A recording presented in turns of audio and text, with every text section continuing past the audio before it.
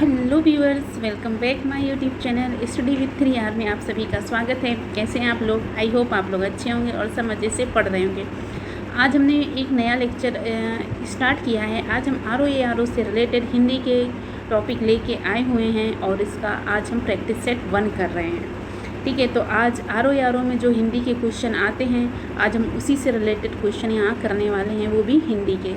तो चलते हैं हम अपने क्वेश्चन की तरफ। और हाँ, अगर आप हमारे चैनल पर पहली बार आए हैं तो आप हमारे चैनल को ज़रूर सब्सक्राइब कीजिएगा और लाइक कीजिएगा। चलते हैं अपने हम क्वेश्चन की तरफ, आप मिलके सॉल्व करते हैं। तो आज का जो हमारा पहला क्वेश्चन है वो है, सुलभ का उपयुक्त विपरार्थक शब्द कौन सा शब्द है? मतलब विपरार्थक शब्द मतलब विलोम शब्द। ठीक है, तो सुलभ का विलोम शब्द कौन सा है? तो यहाँ पे दुष्प्राय है, अलब्ध है, अप्राय है या दुर्बल है।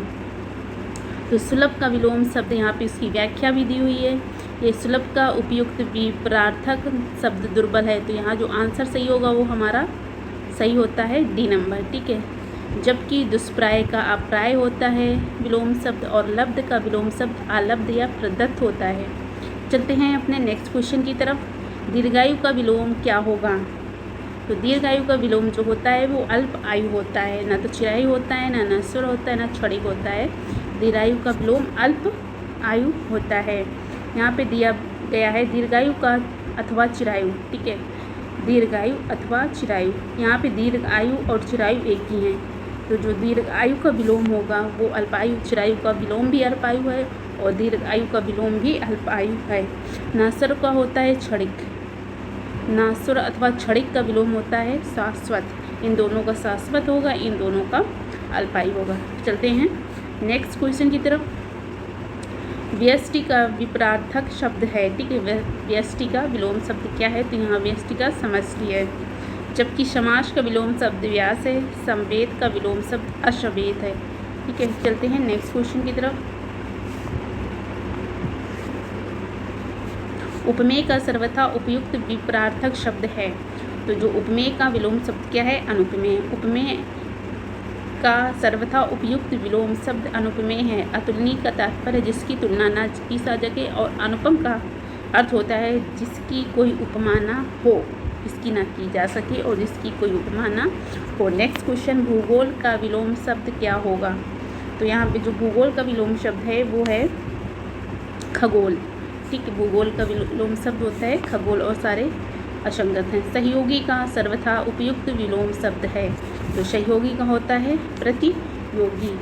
ठीक है, सहयोगी का कौन सा विलोम शब्द होता है? यहाँ पे प्रतियोगी होता है।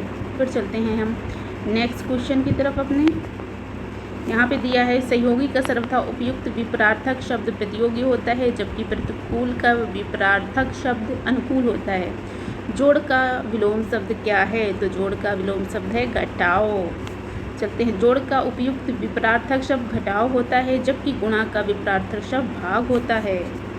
फिर चलते हैं नेक्स्ट क्वेश्चन की तरफ। यहाँ पे दिया है नेक्स्ट क्वेश्चन है, तृष्णा का उपयुक्त विपरार्थक शब्द क्या है? मतलब तृष्णा का विलोम शब्द क्या है? तो तृष्णा का विलोम शब्द है विस्तृष्णा।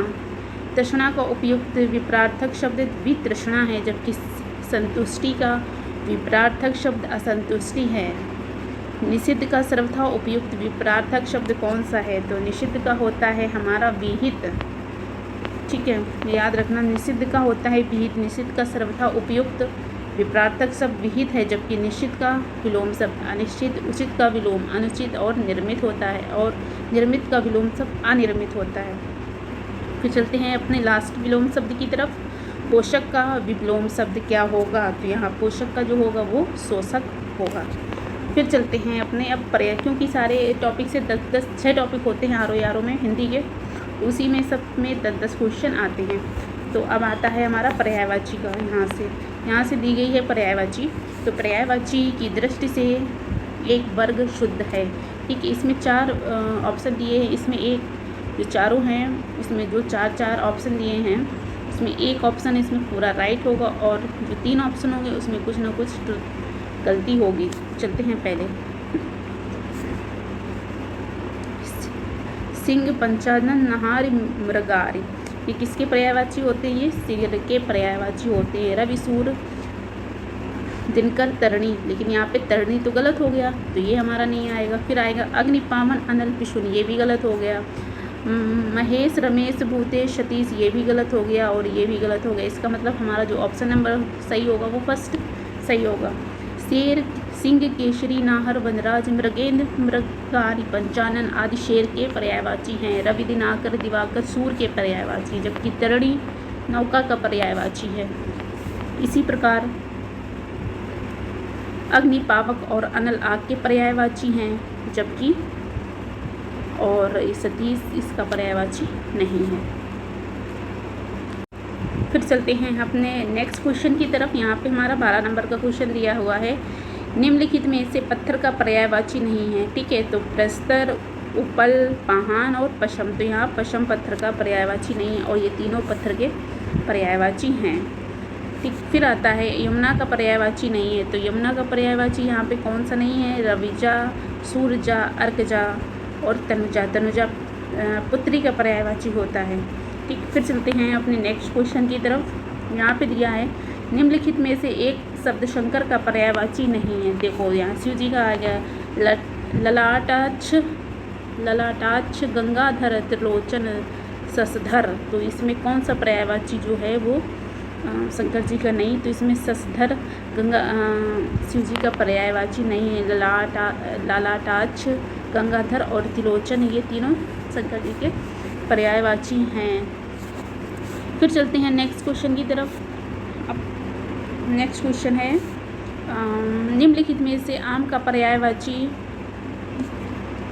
नहीं है, तो अतिसौरभ, सहकार, रसाल, अम्बु, तो अम्बु जो होता है ये जल का पर्यायवाची होता है, तो अतिसौरभ, रसकार और रसाल ये आम के पर्यायवाची हैं। फिर चलते हैं अपने हम नेक्स्ट क्वेश्चन की तरफ। यहाँ पे क्या दिया है?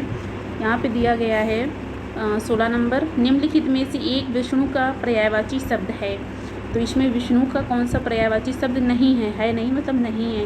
कमलेश, कमलाकांत, कमलापति और कमलासन, तो कमलेश, कमलाकांत, कमलापति, श्रीपति, लक्ष्मीपति, चक्रपाणी, जनार्दन, हरि और नारायण विष्णु के पर्यायवाची हैं, जबकि कल्म आसन, कमलासन ब्रह्मा जी का पर्यायवाची। देखो क्योंकि ब्रह्मा जी तो कमल पे बैठते हैं तो यहाँ पे जो पर्यायवाची होगा वो यही होगा। फिर आता है हमारा 17 नंबर, निम्नलिखित में से एक स्वर्ण का पर्यायवाची नहीं है, तो स्वर्ण मतलब होता है सोना, तो इसमें कौन सा सोना का पर्यायवाची नहीं है? तो यहाँ पे आएगा हमारा हेम, हिरण्या, हाटक या कलथौ, तो इसमें जो होगा हिरण्या सोना का पर्यायवाची नहीं। कंचन, कनक, हेम, हाटक, हिरण, कलधौत, ताम्रस, जात, रूप, स्वर्ण ये पर्यायवाची हैं किसके? सोने के। और ये सारे और जो कलधौत है ये पर्यायवाची सोने का नहीं है। फिर चलते हैं नेक्स्ट क्वेश्चन की तरफ। यहाँ हमारा कौन से नंबर का क्वेश्चन आ गया? 18 नंबर का क्वेश्चन आता है। तो ये जो 18 नंबर का क्वेश्चन है ये है 1 सेकेंड, पर्यायवाची की दृश्य एक वर्ग शुद्ध है, इसमें भी वही चीज़ बतानी है जो जिसमें पूरे चीज़ें शुद्ध हैं। इंद्र, रति, सहस्त्रात्र, मघवा, घर, निकेतन, आयतन, निलय, तो यही है जो इसमें चारों चीज़ें एक ग्रह के पर्यायवाची हैं। घर, निकेतन, आयतन, निलय ग्रह के पर्यायवाची हैं। मध्वा और सहस्त्राक्ष इंद्र के पर्यायवाची हैं, जबकि रतीश कामदेव का पर्यायवाची है। कालिंदी और भानुतनया ये यमुना के पर्यायवाची हैं, जबकि जाह्नवी गंगा का पर्यायवाची है। जबकि अंबर व चीर वस्त्र के पर्यायवाची और पाटक किनारा का पर्यायवाची है। इस प्रकार हमारा जो ऑप्शन नंबर सही होगा वो बी सही होगा। फिर चलते हैं अपने हम नेक्स्ट क्वेश्चन की तरफ। यहाँ पे है समुद्र का पर्यायवाची शब्द नहीं है। जलधि, जलधाम, जलधि, जलधाम, जलनिधि, जलाधिप, तो इसमें समुद्र का पर्यायवाची कौन सा है? जलधि, जलधाम, जलनिधि और सागर समुद्र के पर्यायवाची, जबकि जलाधिप वैदिक देवता वरुण का पर्यायवाची। समुद्र के अन्य पर्यायवाची शब्द इस प्रकार हैं।